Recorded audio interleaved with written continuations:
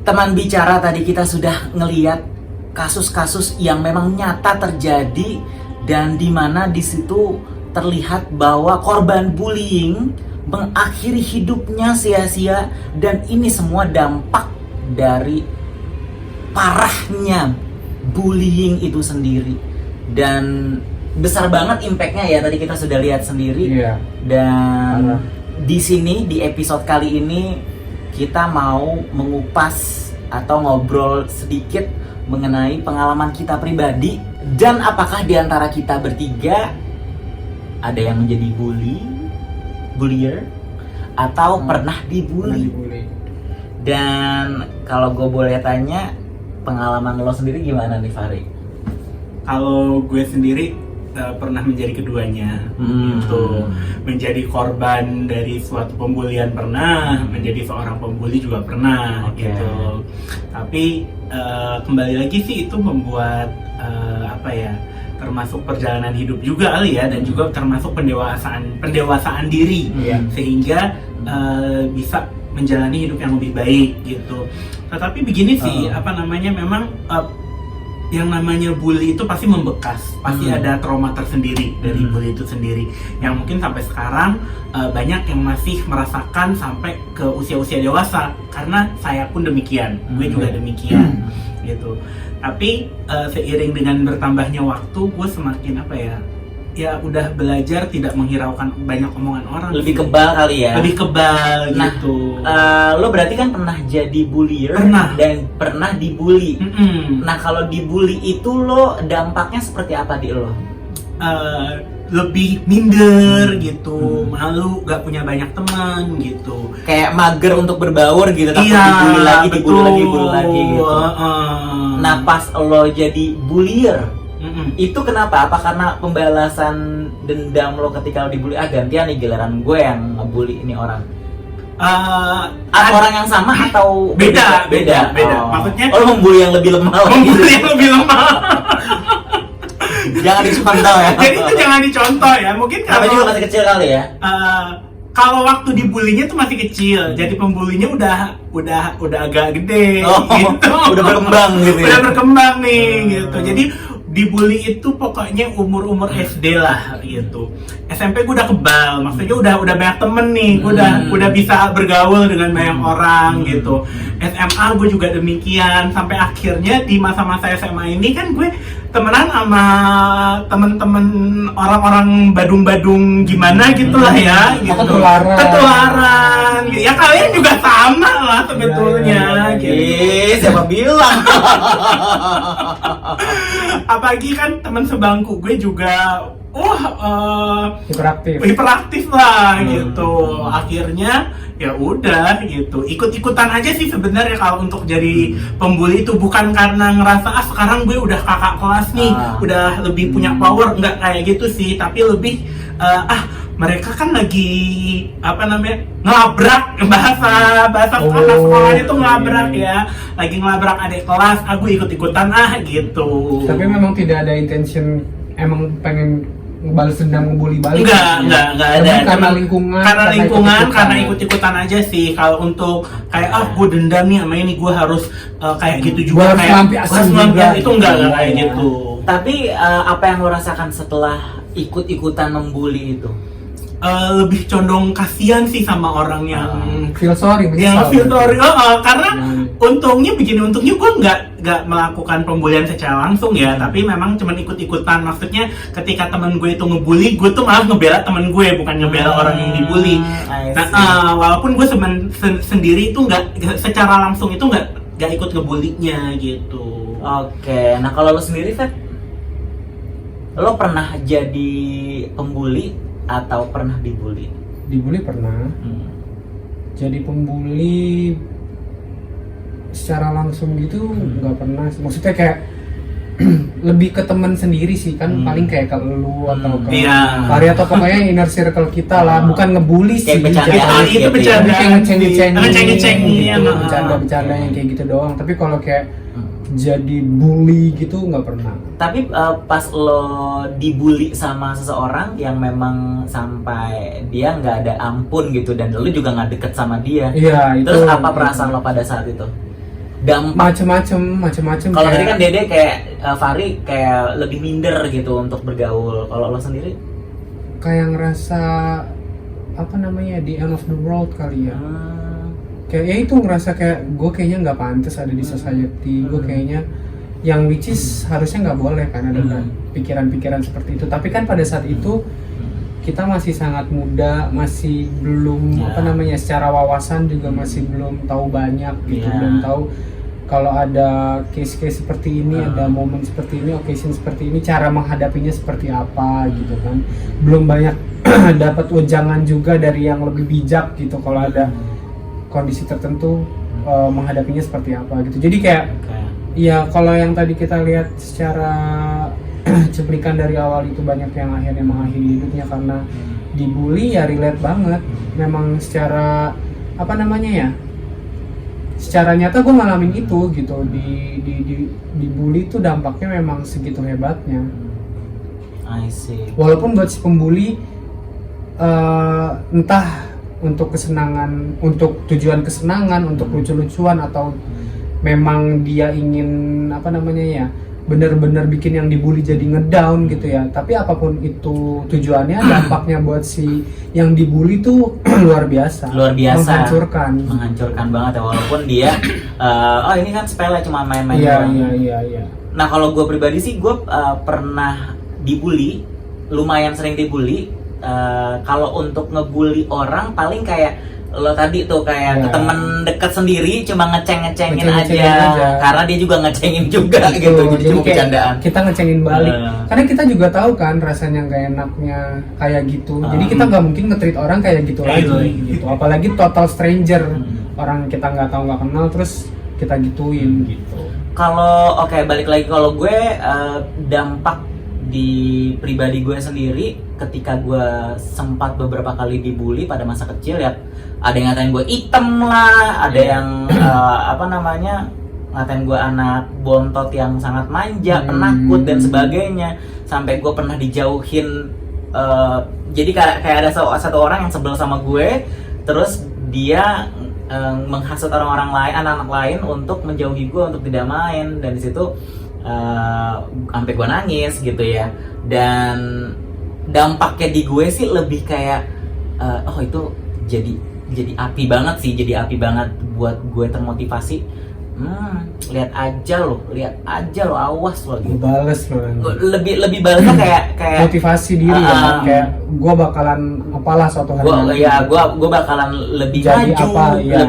lebih one step ahead, and etc kayak gitu. Iya, itu juga yang gue akhirnya yang akhirnya gue rasain gitu. Setelah tadi gue bersedih-sedih dan lain sebagainya, kayaknya karena gue tahu nggak enaknya digituin, gue nggak akan balas dengan hal yang sama. Udah pasti gue ngebalesnya dengan ya gue harus jadi sesuatu, gue harus bisa macem-macem, gue harus tahu lebih banyak supaya si yang ngebully ini tuh nggak ada apa-apanya dibandingin gue gitu. Lebih kayak gitu sih.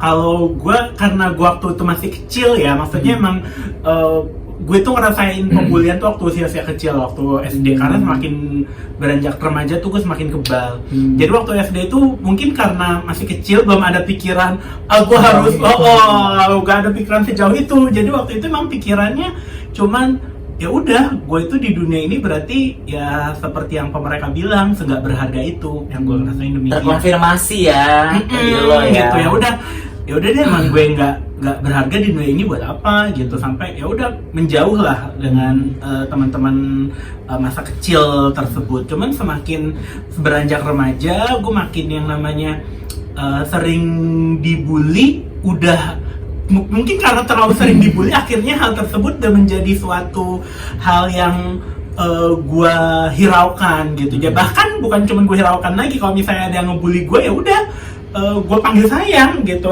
Gendut, iya ada apa sayang, gue gituin aja gitu. Udah nggak ngaruh lah istilah kata. Udah kalau masuk kuping kiri keluar kuping kanan kan masih nyangkut. Iya. Ini mantul gitu, apaan sih gitu. Jadi udah gak peduli. Oke, efeknya bermacam-macam ya di kita pribadi ya. Dan notabene kalau bisa kita simpulkan nih, si bulliers are they perfect? Are they perfect? Are you perfect, bulliers? No. Nggak ada yang membuli lah ya kalau yang teman bicara ya. Anyway, menurut lo, of course not lah ya. Tentu saja tidak. Tentu saja tidak. Gitu. Karena justru dengan dia membuli orang lain, orang yang lemah yang dia bully, dia tuh ngerasa dia superior, menutupi kelemahan. Nah itu dia. Jadi yang pembuli itu kebanyakan malah menutupi kekurangan dia sendiri. Betul. Ada hal yang dia tidak pede, ada hal yang dia nggak confidence, ya dia lampiaskan itu ke orang lain. Daripada dia jadi sasaran bullying, alhasil dia ngebully orang lain. Itu kebanyakan pembuli atau perundung itu tuh kayak gitu biasanya, teman-teman. Mereka padahal banyak sekali titik lemahnya. Pokoknya semua manusia itu sebenarnya gak ada yang sempurna. Gak ada yang sempurna. Gitu. Oke, berarti ya memang kita sepakat ya, bulliers, they are not perfect at all. Justru they all have those weaknesses that they would like to cover up. Finally dia menjadikan orang lain untuk dibully. Nah, teman bicara, lanjut lagi nih. Bangkit akan nanya ke Fahri dan Feby. Misalnya nih ada sang pembuli lo di depan mata berhadap-hadapan. Apa yang lo mau katakan atau apa yang mau lo lakukan? Kalau gue, gimana Fahri? Kalau gue mungkin gue justru akan mengucapkan terima kasih banyak ya, gitu. Karena kenapa? Apa yang udah dia lakukan bisa membuat gue menjadi orang yang lebih kuat, gitu. Walaupun memang kita manusia kita nggak diharuskan untuk kuat setiap saat gitu. Ada kalanya kita lemah, it's okay gitu. Tapi dengan adanya pembulian tersebut, gue jadi stronger than ever. Jadi lo pengen bilang terima kasih. Terima kasih banyak pembuli-pembuli gue yang udah ngebully gue dari kecil ya sampai sekarang. Gue terima kasih banyak. Tahu gitu gue pengen jadi pembuli lo. Lo bilang terima kasih kayak gini. Bercanda. Karena kalau nggak ada pembuli-pembuli itu mungkin justru sekarang ketika gue dibully gue madon gitu loh. Tapi karena dari kecil udah kayak gitu ya udah. Sekarang kalau misalnya ada yang bully gue, gitu. Biarkan itu jadi ladang pahala aja buat gue. Shye gitu ya. Nah kalau lo gimana Fer? Apa yang lo mau katakan ketika ada sang perundung lo itu? Nggak ada sih.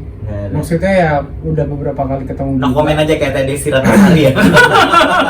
No komen. Ya udah biasa aja, berteman biasa aja sih.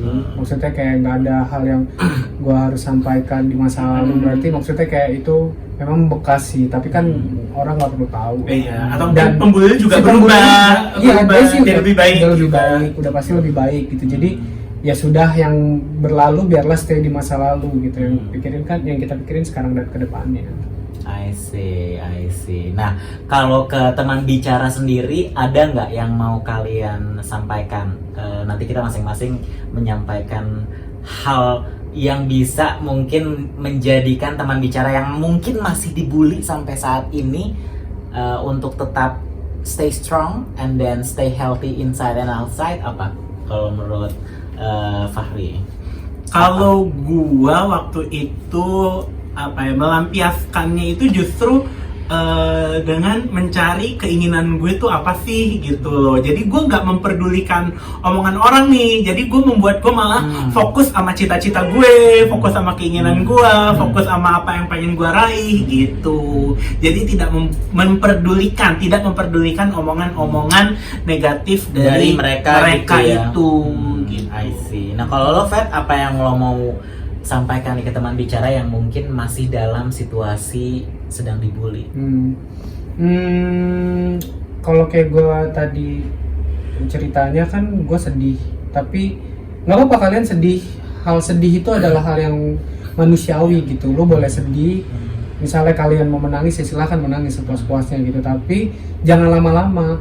Karena kalian harus ingat bahwa kalian itu sangat berharga ya, dibandingin apa yang dikatain sama si pembuli tadi. Jadi daripada kita larut, kita terpuruk, kita meratapi apa yang si pembuli tadi katain tentang kita gitu, lebih baik kita bangkit dan ibaratnya kita panggil saya. Kayak bapak ini sesuai dengan namanya bangkit, dia selalu bangkit kembali ya kan. Nggak pernah tidur saya. Jadi harus ya cepet-cepet happy lagi, jangan terlalu terlarut-larut larut meratapi kesedihan karena dibully gitu. Kalau memang kita terlalu asyik dengan hal itu, ya berarti apa yang dikatain si pembuli benar. Iya. Nah, kita harus tunjukin bahwa gue lebih berharga dari itu dan gue bisa lebih dari apa yang lu bilang gitu. Ya harus ditunjukin. I see. Nah, kalau dari Bangkit sendiri yang mau Bangkit sampaikan adalah yang pertama, si pembuli, sang perundung itu sudah pasti lebih lemah daripada kita yang dibully. Sudah pasti. Ingat itu baik-baik. Yang kedua, tidak ada yang lebih mengenal diri kita selain diri kita sendiri. Jadi kalau ada orang lain yang bilang, ih kok lo kurang oke sih, apa sih, pokoknya dan segala macam, ingat yang paling kenal diri kita adalah diri kita sendiri. Dengan tentunya sering merenung apa sih kekurangan kita, apa sih yang pasti diperbaiki, itu dengan catatan itu ya. Terus yang ketiga adalah jangan lupa ketika ada haters, ketika ada pembuli, dia itu adalah sebagai bara-bara api semangat buat kamu justru bisa lebih membuktikan bahwa mereka memang ada di belakang. Namanya juga kita nganggap mereka followers kita aja, atau si pembuli ini adalah orang yang tidak punya jati diri. Jadi maka dari itu dia berusaha untuk merusak kepercayaan diri orang dengan kata-kata yang tidak pantas untuk merendahkan atau melemahkan kepercayaan diri orang tersebut. So, tetap stay strong dan stay love yourself, ya. Iya banget. Ya nggak sih? Jadi dijadiin bahan bakar untuk motivasi kita ya. Betul banget. Nah, teman bicara, kalau misalnya kalian punya kisah-kisah pengalaman pernah dibully atau pernah ngebully, boleh silakan. Kalau yang pernah ngebully terus mau komen terus minta maaf, boleh silakan ya. Itu keberanian kalian diacungi 100 jempol dari kami dan dari penonton teman bicara. Atau yang butuh bantuan untuk support atau semangat, monggo silakan diceritakan kisah-kisahnya di kolom komentar. Baiklah teman bicara, episode kali ini kita membicarakan tentang bullying. Bullying sungguh luar biasa berdampak.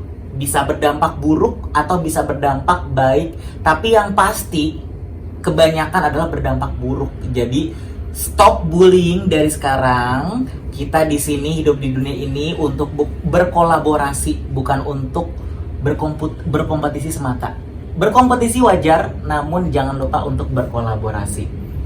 Dan teman bicara, jangan lupa kalau sudah komen, di subscribe teman bicara ya, bicara YouTube channelnya. Dan juga diapain? Like dan di-share ke semua teman-teman kalian. Dan di-share ke pembuli kamu juga boleh. Boleh banget. Baiklah teman bicara, stay healthy inside and outside and stay happy. Bye-bye. Bye.